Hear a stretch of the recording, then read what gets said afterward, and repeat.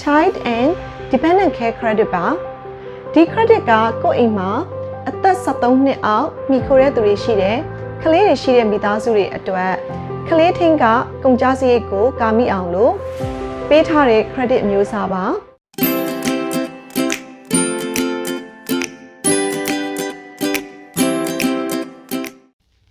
မင်္ဂလာပါ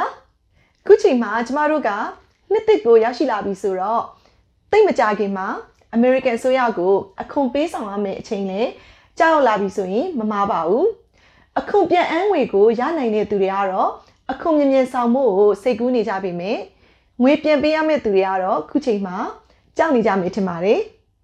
ဒီနေ့တော့အခွန်ဆောင်တာနဲ့ပတ်သက်ပြီးနိုင်ငံသားတိုင်းတရားဝင်နေထိုင်တဲ့သူတိုင်းရရှိနိုင်တဲ့အခွန်နဲ့ပတ်သက်တဲ့အကျိုးကျေးဇူး5ခု credit 5ခုအကြောင်းကိုရှင်းပြပေးမှာပါနှစ်တိုင်းအခွန်တော့ဆောင်ပေမဲ့လေကိုရတဲ့အခွင့်အရေးတွေကိုသေချာမသိသေးဘူးဆိုရင်တော့ဒီဗီဒီယိုကိုအဆုံးထိကြည့်ပြီးလေ့လာနိုင်ပါတယ်။ကျမနာမည်ဝင်းမြတ်သူပါ။ကျမက US က Washington State မှာနေတဲ့ Real Estate Broker လည်းဖြစ်တယ်လို့ Investor လည်းဖြစ်ပါတယ်။ US မှာအင်ချင်မြေအရောင်းဝယ်လုပ်မယ်ဆိုရင် Washington နေမကဘူးဘယ်နေရာမှာပဲဖြစ်ဖြစ်ကျမကူညီပေးနိုင်ပါတယ်။ကျမရဲ့ YouTube Channel နဲ့ Facebook Page ကနေမှမြန်မာ community အတွက်အကျိုးရှိမဲ့ငွေကြေးရင်းနှီးမြှုပ်နှံမှုနဲ့ပတ်သက်တဲ့ information တွေကိုအမြဲတမ်းမျှဝေပေးနေတဲ့အတွက်ကျမရဲ့ YouTube channel ကို subscribe လုပ်ထားပြီးတော့ US မှာအသုံးဝင်တဲ့ဗဟုသုတတွေကိုလေ့လာနိုင်ပါတယ်။ကျမဖွင့်လှစ်ထားတဲ့ရင်းနှီးမြှုပ်နှံမှုဆိုင်ရာ stock investment နဲ့ real estate investment သင်တန်းတွေမှာစီးရင်ပေးသွင်းပြီးတော့လည်းရင်းနှီးမြှုပ်နှံမှုပညာရပ်တွေကိုအခြေခံကနေစပြီးတော့လေ့လာနိုင်ပါတယ်။အခုဆောင်တဲ့အခါမှာပြန်ရနိုင်တဲ့အရေးအကြီးဆုံး tax credit တွေ5ခုတည်းကပထမဆုံးတစ်ခုက earned income tax credit လို့ခေါ်ပါတယ် EITC ဒီ tax credit ကအားလုံးထဲမှာတော့ထင်ရှားဆုံးဖြစ်တဲ့ social security အခွန်အခတွေကိုကာမိဖို့နဲ့အလုပ်လုပ်တဲ့သူတွေကိုအခွင့်အရေးပေးဖို့အတွက်ဒီ credit ကို1985ခုနှစ်ကစတင်ခဲ့တာပါ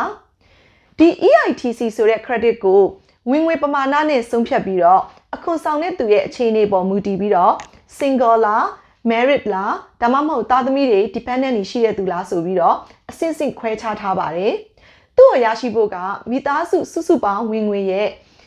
ပမာဏနဲ့နောက်ပြီးရင်းနှီးမြှုပ်နှံမှုကနေရတဲ့ investment income ပမာဏပေါ်မူတည်ပြီးတော့ဆုံးဖြတ်ပါတယ်။အခု2022ခုနှစ်အတွက်ရေဘူးရအားဖြင့်လူတစ်ယောက်ကအနည်းဆုံးအသက်19နှစ်ရှိဖို့လိုတယ်။ကျောင်းသားဆိုရင်တော့အနည်းဆုံးအသက်24နှစ်ရှိရမယ်။အိမ်အောင်ပြုတ်ထားတယ်ဆိုလို့ရှိရင်နှစ်ယောက်စလုံးကတရားဝင် Social Security ကတ်ရှိရမယ်။ပြီးတော့ရင်နိုင်ငံအတွင်းမှာလည်း6လထပ်ပို့ပြီးနေထိုင်ရမှာပါ။တခြားခွန်ဆောင်တဲ့သူရဲ့ဒီ tax return ပေါ်မှာမိခိုတဲ့သူအဖြစ်တောင်းဆိုခံရတယ်ဆိုရင်တော့ဒီ tax credit ကိုမရနိုင်ပါဘူး။ဒီ credit ကိုတောင်းဆိုတဲ့လူကindependent သူ့အနေနဲ့သူအခွန်ဆောင်တဲ့သူဖြစ်ရပါမယ်။ဝင်ငွေအနေနဲ့ကလည်းတစ်နှစ်အလုပ်လုပ်ပြီးတော့ရတဲ့ငွေက98,414အောက်မှာရှိရမယ်။ဒီအခွန်နှစ်2022မှာဆိုရင် investment income 1,300အောက်မှာရရှိရမယ်။တကယ်လို့ investment ကရတဲ့ income ကဒီ1,300ထပ်ပိုတယ်ဆိုလို့ရှိရင်လည်းဒီ credit ကိုမရနိုင်ပါဘူး။နောက်ပြီးတော့ social security နံပါတ်ရှိရမယ်။ပြီးရင် American နိုင်ငံသားဖြစ်ရမယ်ဒါမှမဟုတ်လို့ရှိရင် green card နဲ့တရားဝင်နေထိုင်တဲ့သူဖြစ်ရပါမယ်တကယ်လို့ကိုပိုင်လုပ်ငန်းလုပ်တဲ့ self employed ဖြစ်တယ်ဆိုရင်လည်းဒီ EITC အတွက်credit ကိုရရှိနိုင်ပါတယ်အဲ့ဒါကြောင့်မလို့ဒီ credit ကိုခွန်ဆောင်တဲ့အခါမှာနှစ်တိုင်းပြန်ပြီးတော့စစ်ဆေးဖို့ဒီအခွန်ကျွမ်းကျင်တဲ့သူတွေကကြံပြုထားပါတယ်နောက် credit တစ်ခုကကြတော့ American Opportunity Tax Credit ပါသူ့ကို Hope Credit လို့လည်းခေါ်ပါတယ်ဒီ Hope Credit ကမိသားစုဝင်တွေကိုအစိမ့်မြင့်ပညာရေးဆိုင်ရာကုန်ကျစရိတ်တွေပေးတဲ့အခါမှာကူညီပေးဖို့အတွက်ဟိုးရင်ကလေးကကူညီပေးခဲ့တဲ့ program မှာ2009ခုနှစ်ကစပြီးတော့ဒီ credit ကို American Opportunity Tax Credit အဖြစ်နာမည်ပြောင်းပြီးတော့ထပ်ပြီးတော့တိုးချဲ့ခဲ့တယ်ဒီ credit က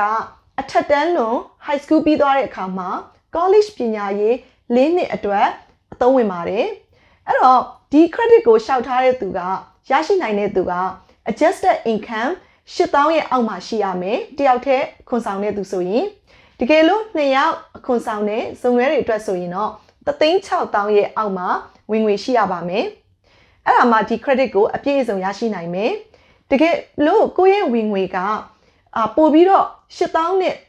3သိန်းကြားမှာရှိတယ်8000ထက်ပိုများမယ်ဆိုလို့ရှိရင်တော့ဝင်ငွေပေါ်မူတည်ပြီးတော့ရနိုင်တဲ့ credit ကပို့ပြီးတော့နည်းနည်းသွားနိုင်ပါတယ်တကယ်လို့ကိုကအခွန်ကောက်ခံတဲ့နှစ်မှာပေးဆောင်တဲ့ဒီ tuition fees တွေဒီသင်တန်းနဲ့ပတ်သက်တဲ့ college နဲ့ပတ်သက်တဲ့သူတို့သတ်မှတ်ထားတဲ့ကုန်ကျစရိတ်တွေအတွက်ကို2500အထိ credit ရရှိနိုင်ပါတယ်ဒီ credit ကိုကျောင်းသားတစ်ယောက်ချင်းစီအလိုက်ရရှိနိုင်တယ်ကျောင်းသားကလည်းစာသင်ကာလတစ်ခုအတွက်အနည်းဆုံးpart time အချိန်တစ်ဝက်ကိုစီးရင်သွင်းထားဖို့တော့လိုပါတယ်နောက် credit တစ်မျိုးကကြတော့ lifetime learning credit ပါ high school ပြီးသွားတဲ့နောက်မှာ college level education ရဲ့ကုန်ကျစရိတ်အတွက်ကိုကာမိရန်ဖန်တီးပေးထားတဲ့ credit ဖြစ်ပါတယ်ဒီ credit က college education ၄နှစ်အတွက်သာမဟုတ်ဘဲနဲ့ဘယ်အထက်တန်းလွန်ပညာရေးအတွက်မဆိုအသုံးပြုနိုင်တဲ့အတွက် American Opportunity Tax Credit နဲ့ကွဲပြားပါတယ် American Opportunity Tax Credit ကကြတော့4 years college education အတွက်ပဲသုံးလို့ရပါတယ်ဒီ credit ကကြတော့ဘွဲမရနိုင်ပေမဲ့လည်း diploma တွေအသက်မွေးပညာရပ်တွေဖြစ်တဲ့ certificates တွေရအောင်လို့လေ့လာတဲ့သူတွေအတွက်လည်းဒီ credit ကိုရရှိနိုင်မှာဖြစ်ပါတယ်ဒီ credit ကိုရရှိနိုင်တဲ့သူတယောက်အတွက်ဆိုလို့ရှိရင်တစ်နှစ်ကို$2000အထိဒီ credit ကိုပြန်ပြီးရရှိနိုင်ပါတယ်2022အတွက်ဆိုရင်တော့တဦးတဲ့အခွန်ဆောင်တဲ့သူဆိုရင်ဝင်ငွေကတစ်နှစ်ကို8000ရဲ့အောက်မှာရှိရမယ်တကယ်လို့အိမ်အောင်သည်တွေ2ယောက်အတူတူတွဲပြီးတော့အခွန်ဆောင်နေဆိုရင်$36000ဒါမှမဟုတ်ရင်သူ့ထက်နည်းတဲ့ဝင်ငွေရှိမှဒီ credit ကိုအပြည့်ရနိုင်မှာပါတကယ်လို့ကိုယ့်ရဲ့ဝင်ငွေကအဲ့ဒီပမာဏထက်ကျော်သွားတယ်ဆိုရင်တော့ credit ကိုရနိုင်မှာမဟုတ်ပါဘူးနံပါတ်4 credit ကကြတော့ child and dependent care credit ပါဒီ credit ကကိုယ့်အိမ်မှာအသက်73နှစ်အောက်မိခိုတဲ့သူတွေရှိတယ်ကလေးတွေရှိတဲ့မိသားစုတွေအတွက်ကလေးထင်းကကုန်ကျစရိတ်ကိုကာမိအောင်လို့ပေးထားတဲ့ credit မျိုးစားပါဒီ credit ကကိုယ့်ရဲ့အိမ်အောင်ဘက်ကိုပြုစုစောင့်ရှောက်တယ်ဒါမှမဟုတ်လို့ရှိရင်အိမ်မှာရှိတဲ့ရုပ်ပိုင်းဆိုင်ရာစိတ်ပိုင်းဆိုင်ရာမကျန်းမာတဲ့ဘယ်အသက်အရွယ်မှာရှိတဲ့လူကိုမဆိုစောင့်ရှောက်တယ်ဆိုရင်ဒီ credit ကိုရရှိနိုင်ပါတယ်သူ့ကိုရဖို့အတွက်ဆိုရင်တော့ဒီအခွန်ဆောင်တဲ့သူရဲ့ single filing လားတူတည်းရှောက်တာလားဒါမှမဟုတ်လို့ရှိရင်ဒီအိမ်အောင်နဲ့လားအိမ်အောင်ဦးစီးလားဒါမှမဟုတ်ရင်ကိုယ်မှာကလေးရှိတဲ့ single parent လားဆိုတဲ့အခြေအနေပေါ်မူတည်ပြီးတော့ဒီရှောက်ထားလို့ရပါတယ်2022ခုနှစ်အတွက်ကိုယ့်ရဲ့ဝင်ငွေပေါ်မူတည်ပြီးတော့20%ကနေ35%အထိပြန်ပြီးရရှိနိုင်ပါတယ်ဒီ credit ကကလေးတစ်ယောက်တည်းကိုပဲကိုကစောင့်ရှောက်တယ်ဆိုရင်တစ်နှစ်ကို$3000အထိ credit ပြန်ရနိုင်ပြီးတော့ကိုယ့်အိမ်မှာတော့ကလေး2ယောက်ထပ်ပို့ပြီးရှိတယ်ဆိုရင်တစ်နှစ်ကို$6000အထိရရှိနိုင်ပါတယ်ပြီးခဲ့တဲ့2021ခုနှစ်တုန်းကကြတော့ဒီ COVID အတွက်ဆိုရပေးထားတဲ့ဒီ programs တွေကလည်းရှိနေသေးတဲ့အတွက်ငွေကဒီထက်ပိုပြီးတော့အများကြီးပိုရပါတယ်ဒါပေမဲ့ဒီနှစ်တော့ပုံမှန်အတိုင်းပြန်ရမှာဖြစ်လို့2021ထက်စာရင်တော့အများကြီးပိုပြီးနည်းသွားမှာပါနံပါတ်5 tax credit ကကြတော့ saver tax credit ပါ 401k နဲ့တခြား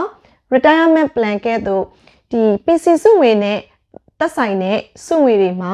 ဝင်ငွေနေတဲ့မိသားစုဝင်တွေကဒီစုဖို့အတွက်ကိုအကူအညီပေးတဲ့ credit ပါသူ့ကိုရရှိဖို့ဆိုလို့ရှိရင်အသက်18နှစ်အထက်ရှိရမယ်။ကျောင်းသားလည်း full time မဖြစ်ရဘူး။တခြားသူရဲ့အခွန်ဆောင်တဲ့စီးရင်မှာလည်းပါလို့မရပါဘူး။နောက်ဆုံးတစ်ချက်ကကြတော့ဒီ retirement plan နဲ့ IRA အကောင့်တွေမှာငွေစုတဲ့လူဖြစ်ရမယ်။အခု2022ခုနှစ်အတွက်ဆိုရင်တော့ဒီ saver tax credit အတွက်ရဖို့ဆိုရင်ဝင်ငွေကတဦးတဲ့အခွန်ဆောင်တဲ့လူဆိုရင်တစ်နှစ်ကို3400ရဲ့အောက်မှာပဲရှိရမယ်။အိမ်အောင်ဦးစီးဆိုရင်တော့တစ်နှစ်ဝင်ငွေ9100ရဲ့အောက်မှာပဲရှိရမှာဖြစ်ပြီးတော့ဒီလင်မယား2ယောက်အခွန်အတူတူဆောင်နေဆိုရင်တော့2ယောက်ပေါင်းဝင်ငွေ6800ရဲ့အောက်မှာပဲရှိရမှာပါအခုဒီ tax credit 5ခုအကြောင်းကိုသိပြီဆိုရင် ကိုဒီနှစ်အခွန်ဆောင်တဲ့အခါမှာဒီ credit တွေကိုရမရဆိုတာကိုကိုအခွန်ဆောင်ပေးတဲ့သူကိုမေးလို့ရတယ်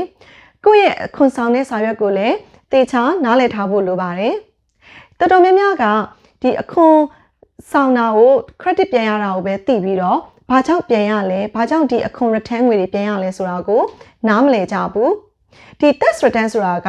ကိုကအခွန်ဌာနကိုဒီကိုရဲ့ပေးချက်ထဲကနေမှအမြဲတမ်းပေးထားတဲ့ငွေအဲ့ဒီငွေတွေထဲမှာဒီပေါ်မှာပေးထားတဲ့ credit တွေနဲ့ကိုက်ညီတဲ့အခါမှာကိုက return အနေနဲ့ပြန်ရတာပါ